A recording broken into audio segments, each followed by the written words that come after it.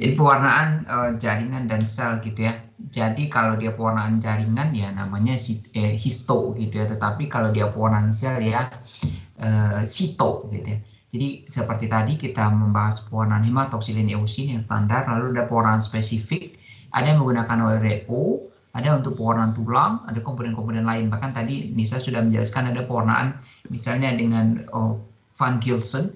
Pewarnaan Van Gilsen itu bisa digunakan untuk mewarnai jaringan ikat gitu ya, fibrosis. Jadi kalau kita melihat pengen mengobservasi kerusakan jaringan, pemeriksaan histopatologi, kan kita tahu biasanya kalau suatu jaringan yang sudah misalnya glomerulus ginjal misalnya atau tubulus ginjal itu mengalami kerusakan, itu ketika dia sembuh dari perlukaan itu, dari kerusakan itu, sering dia tidak lagi beregenerasi menjadi jaringan asalnya, menjadi komponen misalnya sel epitel dan sebagainya, tetapi dia berubah menjadi jaringan ikat, jaringan parut. Seperti misalnya juga kita luka ya, ada bekas luka itu. Mengapa nampak bekas luka itu? Karena itu adalah jaringan fibrosa, jadi fibrosis. Nah, untuk melihat kerusakan-kerusakan seperti itu kita bisa melakukan pewarnaan spesifik. Lalu ada pewarnaan khusus untuk jaringan saraf, karena saraf ini ya untuk banyak komponen-komponen yang perlu kita amati. Seperti tadi yang dijelaskan Nisa adalah untuk melihat pewarnaan khusus untuk astrosit misalnya ya, untuk pewarnaan astrosit itu bisa memakai pewarnaan perak, ya, kemudian pewarnaan kajal dan pewarnaan-pewarnaan lain gitu ya. Dan ada juga pewarnaan yang secara spesifik menarget berdasarkan komponen dari jaringannya gitu ya, atau komponen dari sel. Itu tentu mendeteksi keberadaan protein khusus gitu ya, apakah dia menjadi komponen membran, apakah dia menjadi komponen inti, apakah dia menjadi komponen sitoplasma, apakah dia merupakan protein yang menyusun komponen ekstraseluler gitu ya. Jadi pewarnaan imunohistokimia ini ada yang dengan pewarnaan standar dengan diaminobenzidin, DAPE, dan juga pewarnaan fluorescence gitu ya. Jadi tergantung nanti kita akan memvisualisasikannya dengan cara apa gitu. Nah, ini adalah salah satu contoh pewarnaan tulang tadi yang sudah disampaikan tadi. Ini banyak digunakan untuk observasi. Misalnya kalau kalian ingin melakukan studi komparasi anatomi untuk mengamati struktur morfologi dari ikan, dari katak dan berbagai spesies hewan gitu yang memiliki tulang, maka kita bisa menggunakan alizarin red ini. Jadi alizarin red ini seperti yang sudah disampaikan tadi, dia mewarnai kalsium gitu, komponen kalsium gitu ya di sana, sehingga dia akan melekat menempel pada osteosit gitu ya, pada sel-sel tulang yang sudah mengalami kalsifikasi. Maka kita bisa mengobservasi, bisa menghitung. Jadi kalau untuk ikan-ikan mikro seperti misalnya penelitian Ibu Dewi, beliau mewarnai tulang ikan rimua gitu yang di Danau Maninjau itu, dan juga di Danau Siais Sumatera Utara. Itu kan ikannya sangat mini. Nah, untuk menghitung tulang siripnya itu berapa, kemudian vertebrenya berapa, kemudian sirip anal, sirip caudal vektoralnya berapa, itu ininya tulangnya itu untuk morfometrik gitu ya, dan meristik itu harus diwarnai dengan sistem seperti ini. Nah, untuk pewarnaan ini juga biasanya juga digunakan di kajian untuk teratologi gitu, untuk melihat misalnya gangguan kelainan, apakah misalnya terjadi pembengkokan tulang punggung, kemudian atau misalnya rusaknya kosta, interkosta, atau bahkan tidak terbentuknya tengkorak kepala. Nah, itu bisa kita buktikan dengan pewarnaan tulang seperti ini.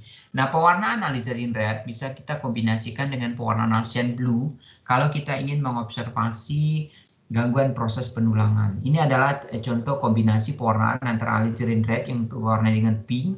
Ini menandakan bagian tulang yang sudah mengalami kalsifikasi. Ya, artinya ini adalah proses penulangan perfect. Lalu kemudian kita ingat pada proses penulangan ya tentu bertahap gitu ya. Nah, kalau kita ingin membandingkan apakah proses penulangan itu berjalan normal atau tidak, apakah misalnya proses pengerasan tulangnya terlalu cepat atau terlalu lambat. Dan kalau terlalu cepat tentu akan banyak yang terwarnai pink gitu ya, karena dia alizarin red mendeteksi kalsifikasi. Kalau dia misalnya terlambat pewarnaannya, penulangannya maksud saya, maka tulang yang seharusnya sudah mengalami kalsifikasi misalnya pada usia perkembangan tertentu, tapi ternyata dia masih berupa kartilago. Maka Alcian Blue ini kan spesifik mendeteksi kartilago gitu ya. Sehingga kita dari sini kita bisa menjustifikasi kelainan-kelainan pada proses penulangan. Nah, ini adalah contoh jadi preparat saya dengan pewarnaan hematoksilin eusin yang ya kalau kita lihat tadi ya, kita hanya bisa mengobservasi secara struktural general ini bagiannya. Jadi ini adalah hati yang saya warnai dengan hematoksilin eusin. Kalian lihat ada bagian sitoplasma dan bagian inti yang bisa kita diferensiasi. Ya hanya struktur umum seperti itu. Maka kita bisa melihat misalnya apakah secara struktural hatinya sel-sel atau nukleus hepatositnya itu mengalami degenerasi seperti ini. Jadi ada nukleus hepatositnya, sel-sel hatinya mengalami degenerasi dan intinya menghilang. Ada juga yang memang sitoplasma pun bahkan rusak gitu ya. Ada yang intinya tetap ada tetapi mengalami shrinkage, mengalami penciutan gitu seperti ini gitu ya. Ada kalau kita lihat ini adalah sel normal. Jadi saya memakai kontrol normal dan lihat ya nukleusnya bisa dibandingkan dengan yang mengalami kerusakan dan tidak ada degenerasi seperti ini yang parah gitu ya. Dan juga dengan pewarnaan HE kita juga bisa melihat misalnya di sini ada makrofag di antara sel-sel hati yang mengalami degenerasi, lalu ada akumulasi makrofag. Karena di sini saya ingin mengobservasi apakah terjadi peradangan. Tentu peradangan ya berhubungan dengan invasi makrofag di sana gitu ya. Nah, untuk pewarnaan otak ada salah satunya selain tadi yang sudah diperlihatkan dengan pewarnaan kajal dan sebagainya, tetapi yang lebih simple adalah pewarnaannya dengan Hissel staining. Ini preparat saya yang saya gunakan untuk disertasi saya. Jadi saya itu pekerjaannya dulu adalah riset saya itu untuk ini hipotalamus ya. Dan ini adalah yang dikenal dengan paraventricular nucleus. Jadi ini adalah tumpukan sel di sana yang secara spesifik dia meregulasi fungsi tertentu. Dan ini adalah tempat saya melakukan operasi. Jadi saya memasukkan pipa secara ini gitu ya dengan melakukan operasi stereotaksik dan saya pipa ini menjadi tempat saluran ini menjadi tempat saya nanti menyuntikkan zat. Jadi saya treatmentnya langsung ke otak dengan menggunakan saluran pipa khusus. Maka saya harus melakukan pemeriksaan apakah ujung pipa saya itu benar-benar tempat sesuai sasaran atau dia misplaced gitu ya. Kalau misplaced kan saya pengen menarget ini adalah zat yang saya injeksikan sebenarnya dan apakah zat itu memang mengenai bagian yang ingin saya target atau bahkan misalnya di sini atau di sini gitu ya. Maka saya harus membuktikan itu dengan pewarnaan ini. Jadi ini adalah salah satu contoh hasil operasi saya yang sukses yang ujung pipa itu benar-benar sampai di tempat sasaran. Jadi kalau saya suntikkan zat ke sini, injeksikan dengan mikroinjektor, maka tentu zat hormon ataupun akan masuk ke sini dan akan mengenai saraf di sini. Nah untuk ini misalnya kalau nanti siapa ya di antara kita, sorry saya minum dulu. Siapa nanti di antara kita misalnya akan melakukan observasi struktural dari hipokampus yang merupakan pusat memori. Ini pewarnaan Hissel ini sangat berguna. Karena apa? Hissel ini berbeda dengan hematoksilin eusin. Kalau hematoksilin eusin dia akan mewarnai inti dan dia juga akan mewarnai sitoplasma. Tetapi kalau Hissel staining dia khusus mewarnai nukleus, tapi secara umum gitu ya. Tidak secara spesifik komponen nukleus. Maka kita bisa mendeteksi tumpukan bagian-bagian yang memang selnya lebih banyak. Jadi ini bisa misalnya kalau kalian lihat di hipokampus itu kan bisa melihat apa terjadi kerusakan pusat memori dan sebagainya dengan ini. Nah ini misalnya pada kasus ischemia, ini pada kontrol kalian lihat hipokampusnya itu masih sangat utuh jumlah sel-sel penyusunnya ini pusat memori, tetapi kemudian pada kasus khusus itu mengalami degenerasi. Nah ini bisa digunakan untuk pewarnaan dan Hissel staining ini jauh lebih mudah daripada eusin pewarnaan eusin gitu ya. Saya suka dengan pewarna laser staining ini gitu ya. Tetapi dia memang lebih banyak dipakai untuk pewarnaan otak. Jadi kalau kalian nanti ingin risetnya otak, kita bisa rekomendasikan dengan pewarnaan laser staining. Lalu ada pewarnaan oil red O. Apa bedanya dengan hematoxylin eosin? Oil red O seperti yang sudah dijelaskan tadi oleh kelompok 3 ya, bahwa oil red O ini spesifik mendeteksi lemak. Jadi akumulasi lemak. Nah, apa guna kita mendeteksi lemak ya? Kita ingin membuktikan apakah misalnya terjadi penumpukan lemak pada jaringan yang kita kenal dengan lemak ektopik gitu ya, adiposa ektopik. Karena kan lemak ini kan seharusnya di jaringan adiposa banyaknya, tetapi bisa jadi pada kondisi obes, misalnya pada kasus obesitas seperti ini, kalian lihat bahwa lemak itu bisa menumpuk di sel-sel hati. Jadi ini sudah ada adipositnya, sel-sel adiposa sudah menginvasi di antara hepatosit, sehingga hati yang berlemak gitu ya. Nah, kalau kita mewarnai dengan hematoxylin eosin, kita tidak bisa mendeteksi lemaknya, karena di hematoxylin eosin kita memakai parafin, apa namanya, silol, dan silol itu merelahkan lemak. Maka lemaknya akan hilang, yang tinggal akan rongga-rongga ini. Sehingga kita tidak bisa mengamati inti dan sebagainya dari adiposit ini. Lalu apa solusinya? Kalau saya karena oil red O ini mahal dan kemudian dia juga butuh jaringannya tidak bisa kita treatment dengan silol, maka dia harus dengan sayatan beku, maka saya biasanya ya tetap pakai hematoxylin eosin ini, tetapi risikonya hanya berupa performance sel-sel adiposit yang kosong. Jadi tinggal ya seperti ini gitu ya, rongga-rongga seperti ini, indikator bahwa ini merupakan tempat akumulasi lemak tadi, tetapi lemaknya sudah tidak ada gitu ya. Nah, tetapi kalau dengan oil red O kalian lihat seperti ini gitu ya. Jadi kalau banyak lemaknya, maka kita bisa melihat yang warna merah ini adalah akumulasi lemak. Jadi kita benar-benar bisa memvisualisasikan akumulasi lemak. Misalnya pada kasus obes kalian lihat akumulasi lemak di sini dan di sini. Tetapi pada yang sehat-sehat saja itu tentu hatinya tidak banyak akumulasi lemaknya gitu ya, hanya beberapa gitu ya. Ini contohnya misalnya juga pada jaringan lain. Lalu kalau kita berbicara tentang pewarnaan yang menggunakan imunohistokimia, apa bedanya dengan pewarnaan umum, dengan pewarnaan HE, dengan pewarnaan oil red O, dengan pewarnaan Nichol tadi? Ini kan secara umum saja dia mendeteksi apakah dia akan mewarnai komponen asam dari jaringan, komponen basa dari jaringan. Jadi hanya seperti itu. Apakah dia akan melakukan ikatan khusus dengan kalsium gitu ya? Seperti pada pewarnaan ini tadi, alizarin blue dan alizarin red.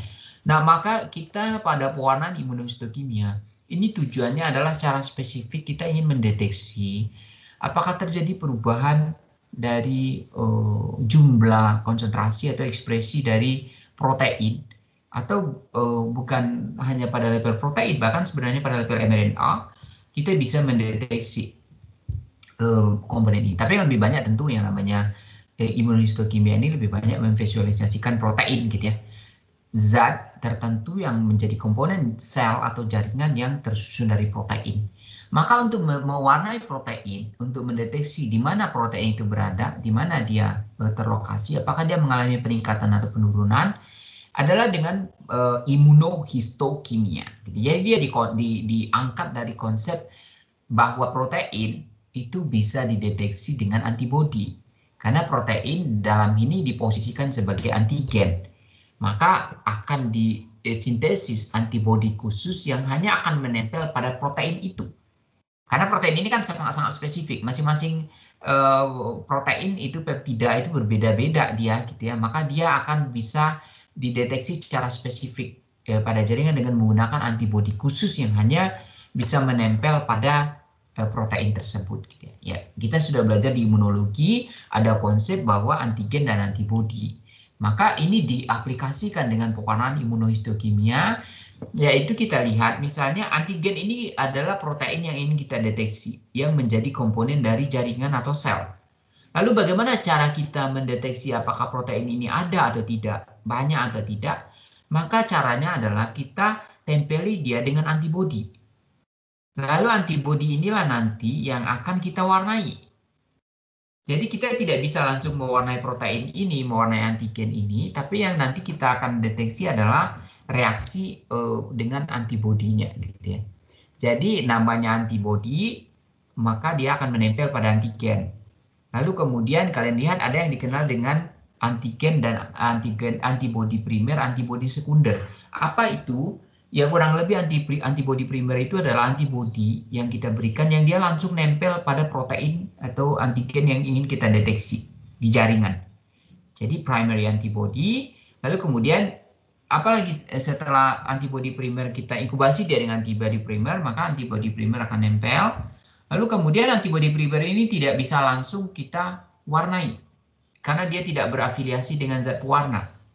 Maka biasanya kita akan menggunakan antibodi sekunder berikutnya. Antibodi sekunder itu adalah antibodi yang akan jadi dia antinya antibodi gitu ya. Ini sudah ada antibodi yang menempel pada antigen, lalu antibodi ini nanti kita kasih juga antibodinya gitu ya. Antinya dia gitu ya. Makanya dia akan menempel pada antibodi itu gitu ya. Jadi antibodi sekunder ini dia spesifik mendeteksi protein antibodi ini, penyusun antibodi ini gitu ya. Antinya antibodi. Maka dia akan menempel. Jadi ada dua level di sini, ada dua level antibodi yang saling bertingkat. Lalu kemudian apa gunanya secondary antibody ini? Karena secondary antibody ini adalah dia mengandung komponen HRP ini yang nanti bisa menimbulkan warna kalau dia mengalami perubahan reaksi. Jadi kalian lihat di sini, ini adalah substrat. Nanti kita pakai misalnya DAB itu adalah substrat, kemudian ini adalah peroksida misalnya dan DAB-nya itu akan memicu reaksi seperti ini. Jadi kalian lihat ini produknya, ini substrat dan ini enzim. Jadi ini ada reaksi enzimasis ini sehingga nanti akan memunculkan perubahan warna. Reaksi DAB dengan H2O2 itu akan dikatalisasi dengan reaksi enzimatis lalu kemudian akan muncul warna brown color. Maka warna ini gitu ya, warna coklat biasanya juga itu akan sebenarnya memvisualisasikan warna antibodi sekunder. Komponen antibodi sekunder ini, HRP ini gitu. Maka kita sebenarnya tidak bisa langsung memvisualisasikan proteinnya, tetapi kita memvisualisasikan antibodinya dari reaksi ini. Tetapi ingat bahwa antibodi itu kan menempelnya hanya khusus pada protein itu. Gitu. Makanya dia bisa menggunakan ini. Nah sekarang orang sudah mengembangkan untuk untuk pembentuk warnanya itu dengan polimer. Jadi kalau HRP dia hanya satu unit seperti ini, maka ya warnanya juga tidak akan terlalu jelas, tidak akan terlalu cerah gitu ya. Maka ada orang memakai amplifikasi, jadi HRP-nya ini diamplifikasi, kemudian dia akan banyak ya otomatis nanti kalau dibentuk reaksi maka pewarnanya itu akan semakin tegas gitu ya, akan semakin jelas. Jadi ini kurang lebih prosesnya. Tapi apa proses yang penting? Deparabinasi penting dan sebagainya. Tetapi di sini berbeda dia dengan reaksi proses imunohistokimia. Maksud saya pewarnaan biasa seperti pewarnaan hematoksilin dan lainnya. Pada pewarnaan imunohistokimia kita benar-benar harus mengkondisikan jaringan itu nantinya bisa ditempeli oleh antibodi secara spesifik. Dan antibodi ini tidak menyasar kepada bagian-bagian lain. Karena antibodi itu terutama antibodi poliklonal, bukan yang monoklonal, dia bisa kacau, dia bisa menempel pada bukan targetnya. Karena pada protein-protein lain dia bisa berkonjugasi gitu ya. Maka apa langkah utamanya? Yang penting adalah ini, blocking endogenous peroxide activity gitu ya. Jadi makanya biasanya kita pakai H2O2 ini di ininya. Jadi jaringan itu kita cuci, kita rendam dulu dengan dengan larutan peroksida H2O2 supaya apa? Kita tahu kan di dalam jaringan itu kan banyak enzim peroksidase. Maka enzim peroksidase ini kita kuras kurang lebih gitu ya. Kita kuras dari jaringan dengan cara apa? Kita tambahkan peroksida. Maka nanti akan terbentuk gelembung banyak karena peroksidanya akan dikonversi menjadi air dan oksigen. Peroksidanya. Maka harus ada proses blocking. Lalu kemudian apa blocking berikutnya adalah blocking sinyal-sinyal yang non-spesifik. Jadi blocking endogenous biotin, avidin yang ada, aktivitasnya juga di blocking gitu ya.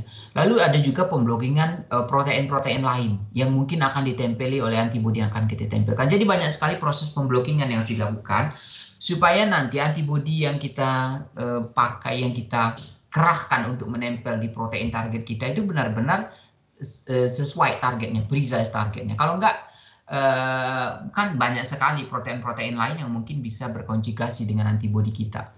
Maka biasanya terakhir itu kita pakai ini bovine serum albumin yang nanti akan memblok semua sinyal-sinyal non-spesifik gitu ya. Jadi setelah kita lakukan blocking semuanya, baru nanti kita kasih antibodi. Jadi incubation with primary antibody gitu ya. Supaya antibodi ini dia hanya memang akan menempel pada tempat-tempat yang memang spesifik yang ada proteinnya. Jadi bagian-bagian yang lainnya itu sudah kita tutupi, sudah kita blok dengan BSA, sudah kita blok dengan avidin biotin, dan peroksidase, enzim peroksidasenya juga sudah kita hilangkan gitu ya. Nah, lalu kemudian kita inkubasi dia, lalu kemudian kita bisa pewarnaan berikutnya gitu ya dengan secondary antibody dan sebagainya gitu ya. Nah, kita lihat bahwa hasilnya bisa seperti ini. Jadi ini pewarnaan dengan HE yang seperti dijelaskan tadi, ada bluing misalnya dengan nukleusnya kita warnai ungu, kemudian sitoplasmanya menjadi pink, kemudian dia jadi bersih, debrisnya jadi kurang. Ini adalah pankreas. Nah, kita lihat kalau dengan pewarnaan hematoksilin eusin, kita bisa melihat di pankreas ini kita hanya memvisualisasikan ada nukleus. Ini di islet-nya ya, islet of Langerhans-nya. Kita lihat bahwa kita nggak tahu mana sel-sel yang menghasilkan insulin. Kita nggak tahu. Tetapi ya karena kita tidak bisa mendeteksi protein insulinnya dengan HE. HE hanya mewarnai inti dan sitoplasma gitu ya. Tetapi kalau apa tujuan kita mewarnai dengan imunohistokimia, di sini misalnya kita pakai antibodi untuk insulin. Maka ini tentu konsentrasi insulinnya, antibodi insulinnya rendah, maka dia tidak akan mendeteksi secara precise. Tetapi kalian lihat di sini adalah warnaan yang representatif, bahwa di sini insulinnya terdeteksi, protein-protein insulinnya itu ditempeli oleh antibodi tadi, maka ketika divisualisasikan akan terlihat, oh ternyata di sini adalah sel-selnya gitu ya, dan insulinnya juga di islet of Langerhans ini. Maka kita bisa langsung membedakan mana yang sel yang memang menghasilkan insulin dan mana sel yang bukan produsen insulin gitu. Karena islet of pankreas itu kan ada sel beta, sel theta, sel delta, banyak sekali gitu. Tapi yang mendominasi memang adalah sel beta. Maka kita bisa memvisualisasikan, oh insulinnya banyak gitu di sini. Nah, ini bisa dilihat apakah misalnya individu mengalami defisiensi insulin, apakah dia mengalami hipersekresi insulin gitu. Kalau hipersekresi tentu granula insulinnya banyak sekali gitu di sini. Di endokrinologi itu sudah belajar bahwa insulin itu kan nanti akan disimpan dalam vesikel-vesikel gitu, granula gitu ya, proinsulin dan sebagainya. Nah, itu akan terpengaruh. Ini adalah preparat saya, ini di otak, ini dengan pewarnaan cell staining dulu. Maksud saya ini pewarnaan DAP ya. Jadi saya mewarnai inti dulu dengan CFOS, antibodi CFOS yang akan mendeteksi protein CFOS di nukleus. Jadi hanya nukleusnya, sementara sitoplasmanya tetap bening. Tetapi kemudian saya akan mewarnai sitoplasma ini yang khusus menghasilkan protein, ini nespatin 1. Jadi neuropeptidanya nespatin 1. Maka hanya akan ada sel-sel yang memproduksi nespatin 1 yang akan terwarnai coklat seperti ini gitu ya. Dan nukleusnya sudah terwarnai dengan deteksi CFOS. Jadi CFOS-nya ada di intinya, sitoplasmanya adalah nespatin 1. Ini misalnya saya memvisualisasikan, ini adalah sel yang dengan tanda panah ini, sel yang di sitoplasmanya itu ada nespatin 1, di nukleusnya mengekspresikan CFOS. Tetapi ada juga sel yang tidak ada ekspresi ininya gitu ya. Tidak ada ekspresi CFOS-nya, tetapi nespatin 1-nya ada. Ini merupakan gambaran tentang teknik fluoresensi gitu ya. Jadi imunohistokimia itu bisa dengan fluoresens, pewarnaannya bisa dengan seperti ini tadi DAB biasa gitu ya. Kita melihat bahwa untuk teknik imunohistokimia kita bisa menggunakan metode direct, ada indirect, ada combine. Maksudnya direct adalah bahwa kita hanya pakai antibodi primer, lalu antibodi primer ini antigen kita, lalu dia ditempeli antibodi primer, yang antibodi primer ini langsung memiliki di bagian ekornya kurang lebih gitu ya. Jadi unit antibodi primer itu juga berasosiasi dengan fluorofor. Jadi molekul yang nanti kalau disinari di pendari ini dia akan menimbulkan fluoresensi. Kalau kita tembaki misalnya dengan spektrum warna hijau, maka yang ini antibodinya langsung fluorofor yang menempel di antibodi itu akan secara spesifik terfluoresensi gitu ya. Maka dia ini lebih cepat, dia direct. Kita cuma sekali step. Jadi apakah antibodi primer, lalu ingat antibodi primernya langsung mendeteksi antigennya kan, proteinnya. Kan dia akan menempel di sana, langsung nanti kita bisa, jadi sangat simpel ini. Kita cuci jaringan, kemudian blocking, lalu kemudian tempel antibodi primer, sudah langsung diamati di bawah mikroskop. Sangat cepat, ini sehari selesai. Dan kemudian kita bisa memvisualisasikan. Tapi ada juga yang namanya indirect, seperti tadi imunohistokimia biasa. Jadi antibodi primer menempel pada antigen, lalu karena antibodi primer ini secara ini dia belum tidak memiliki fluorofor. Jadi para peneliti telah merekayasa ada antibodi yang bisa berikatan dengan molekul-molekul fluorescence, ada yang tidak gitu ya. Nah ini antibodi primernya nempel ke antigen, lalu antibodi primer ini nanti akan ditempeli dengan antibodi sekunder. Nah antibodi sekunder inilah yang membawa fluorofor atau molekul-molekul yang nanti akan memunculkan pendaran. Maka dia akan secara spesifik memvisualisasikan sel, komponen-komponen sel yang sesuai, ada protein yang ingin kita deteksi di sana gitu. Jadi lebih spesifik. Apa bedanya antara antibodi yang bersifat penggunaan antibodi yang bersifat direct dengan indirect? Ini biasanya di sini di advanced-nya itu dia memang lebih cepat kan, karena kita tidak inkubasi dengan antibodi primer, sudah selesai, bisa langsung divisualisasikan. Sedangkan yang ini kan agak rempong, karena kita sudah antibodi primer, kemudian selesai kita akan melanjutkan dengan penempelan antibodi sekunder. Jadi ada 2 kali inkubasi dengan antibodi gitu ya.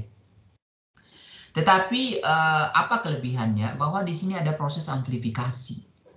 Amplifikasi itu kalau visualisasinya, visibilitasnya akan lebih jelas. Karena mengapa? Misalnya di sini saja, karena ketika dia hanya menggunakan 1 unit antibodi primer kan hanya ada 3 misalnya fluorofornya di permukaannya.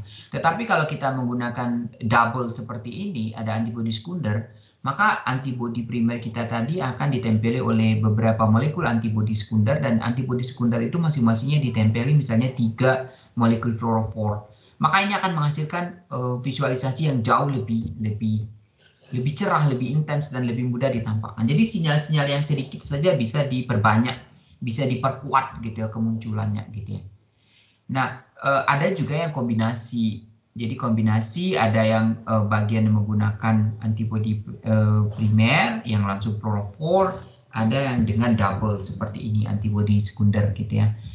Semuanya. Dan ini kalau kalian lihat ada advantage-nya. Tentu kalau ini tadi kelebihannya itu hanya prosesnya simple, tetapi ini can use multiple antibodies from same host. Jadinya kita bisa pakai banyak protein yang bisa kita deteksi. Karena kita akan pakai sekali pakai gitu ya. Tetapi kalau yang ini kelemahannya sinyalnya lemah jadinya, tidak bisa diamplifikasi. Yang ini kelebihannya dia bisa diamplifikasi, sinyalnya akan lebih kuat. Akan tetapi keterbatasannya adalah kita tidak bisa menggunakan banyak macam antibodi. Misalnya kita ingin mendeteksi protein 1, protein 2 misalnya, kita tidak terbatas gitu ya dibandingkan dengan ini. Kalau ini kan banyak protein yang bisa kita deteksi. Kalau ini misalnya 2 atau 3 saja gitu ya. Nah, kalau di sini apa kelebihannya? Kita lihat amplifikasinya semakin kuat, dan kemudian untuk yang antibodi primer kuat kita bisa langsung warnai langsung dengan penggunaan antibodi primer. Lalu juga banyak sekali protein yang bisa kita deteksi gitu. Jadi keterbatasannya yang dari sini tadi bisa kita atasi dengan kombinasi ini. Tetapi ya kalau kelemahannya itu adalah dia lebih rempong. lebih banyak stepnya. Tetapi biasanya dia akan lebih ini. Nah, kurang lebih seperti ini kalau kita lihat tadi secara konsep direct indirectnya. Ini hasilnya, kalian lihat bahwa ini adalah hasil immunofluorescence. Jadi misalnya ada komponen protein khusus di nukleus, itu bisa divisualisasikan dengan fluorescence merah, karena dia antibodinya menempel di protein-protein di nukleus, yang antibodinya itu ditempeli oleh fluorofor warna merah, misalnya seperti ini, kita fluorofor warna merah. Lalu sitoplasmanya itu akan berwarna hijau, karena protein-protein khusus di sitoplasmanya itu akan ditempeli oleh antibodi yang antibodinya berasosiasi dengan fluorofor warna hijau. Jadi sangat detail dia, dan bagian-bagian lain yang tidak memiliki mengekspresikan protein yang kita deteksi, dia tidak akan ditempeli oleh antibodi yang kita gunakan. Maka bagian lain itu akan jadi gelap. Ini di kultur sel ya. Kalau kultur sel akan seperti ini, sangat cantik. Atau seperti ini kalian lihat. Jadi ini adalah nukleusnya berwarna hijau, kemudian sitoplasmanya itu dengan komponen sitoskeletalnya berwarna merah. Nah, ini juga kita bisa memvisualisasikan membran nukleus, atau misalnya ada yang penggunaan DAPI misalnya. Kalau ingin mendeteksi protein spesifik yang ada di nukleus, bisa seperti ini, nukleoli kalau ini ya, anak inti kalau ininya. Kemudian banyak sekali komponen-komponen dari sel yang bisa kita visualisasikan secara precise dengan teknik immunofluorescence ini dibandingkan dengan teknik immunohistokimia biasa gitu. Dan dia jauh lebih jelas, lebih kontras, dan juga lebih dipercaya gitu ya. Karena sinyalnya itu spesifik. Spesifik maksudnya karena dia kan berdasarkan reaksi antigen antibodi. Antibodinya pasti hanya akan menempel pada antigen yang bersesuaian. Jadi proteinnya benar-benar protein yang memang kita target. Berbeda dengan pewarnaan HE misalnya atau pewarnaan misel, dia tidak bisa memvisualisasikan protein apa yang menjadi komponen penyusun dari suatu jaringan itu atau suatu sel itu. Nah, itulah gambaran dari pewarnaan. Jadi pewarnaan yang mulai dari yang paling simpel sampai pewarnaan yang paling advance dengan teknik fluoresensi, immunofluoresensi gitu ya. Nah, tentunya ada advantage, ada disadvantage-nya, tetapi kalau kita punya pilihan, punya teknologi yang mensupport, saya selalu menganjurkan untuk menggunakan pewarnaan fluorescence. Ya, memang kendalanya adalah antibodinya mahal ya, fluorescence itu antibodinya mahal, kemudian tentu dengan menggunakan mikroskop fluoresen, dan kadang-kala kalau untuk menghasilkan visualisasi yang lebih jelas dengan konfokal, terus dengan mikroskop konfokal, tidak bisa dengan mikroskop biasa gitu ya. Nah, tentu butuh instrumen pendukung yang lebih besar gitu ya. Tapi kita sangat memungkinkan gitu ya untuk ini. Karena saya sempat berdiskusi dengan Pak Jong Hon Chong, kemungkinan nanti di labor dasar juga akan disediakan mikroskop konfokal. Jadi sangat memungkinkan ke depan kita bisa mengaplikasikan ini. Jadi nggak mesti harus ke kampus lain atau ke LIPI dan sebagainya gitu ya. Kalau saya dulu di Jepang, enaknya mengapa? Karena di labor sendiri kita punya mikroskop fluorescence, dan kemudian di labor histologi saya bisa pakai mikroskop konfokal. Jadi bisa sepuas-puasnya untuk ini kan dengan deretan antibodi yang banyak. Jadi pengen periksa apa? Oh, saya pengen periksa insulin. Pakai antibodi insulin sudah ada. Kemudian pengen periksa oksitosin misalnya di neuropeptida otak, atau nespatin 1, atau berbagai macam. Jadi kita tergantung antibodi protein apa yang pengen kita kaji gitu ya di kajian kita, sehingga kajian kita tidak hanya selevel kerusakan struktur, tapi kita bisa memvisualisasikan ekspresi, pola ekspresi dari protein-protein khusus di tubuh gitu ya, sehingga benar-benar hasil yang didapat itu benar-benar precise dan benar-benar publishable, sesuatu yang bisa dipercaya gitu. Oke, saya pikir itu ulasan dari saya. Sampai di sini ada yang ingin ditanyakan? Anissa, Kiki, Abian baru bangun. Kalau step-stepnya sebenarnya untuk immunofluorescence itu jauh lebih simpel dari pewarnaan hematoksilin eusin. Saya jauh lebih merasa kemudahan daripada pewarnaan HE. Akan tetapi immunofluorescence itu bagusnya pewarnaannya itu prosesnya adalah dengan sediaan beku. Jadi fiksasinya itu dengan nanti kita saat menyayatnya dengan cryostat gitu ya, dengan mikrotom pada suhu rendah minus 20 derajat. Karena kita kan mengkonsep protein. Protein ini kalau kita misalnya panaskan seperti pemrosesan hematoksil, pewarnaan untuk hematoksilin eusin, ya otomatis rusak lah dia gitu ya. Jadi bisa terdegradasi. Jadi memang bagusnya dengan sediaan beku gitu ya, dan penyayatannya juga dengan cryostat. Tidak ada yang ingin ditanyakan? Kalau tidak ada, kita akhiri saja perkuliahan kita. Terima kasih kepada kelompok 3 gitu ya. Meskipun Nabil tadi tidak ikut berpresentasi, tapi sudah diwakili oleh partnernya. Minggu depan berarti kita bisa berbicara tentang bagian akhir ya, imaging. Jadi silakan pada kelompok terakhir untuk berbicara, untuk menyiapkan materinya yang akan berbicara tentang bagaimana proses imaging untuk preparat mikroskop dengan menggunakan mikroskop cahaya atau dengan mikroskop fluoresen atau dengan laser scanning konfokal gitu ya. Dan juga untuk proses kolokalisasi. Jadi ada Arin sama Kiki ya yang akan menjadi presenter pada pertemuan mendatang.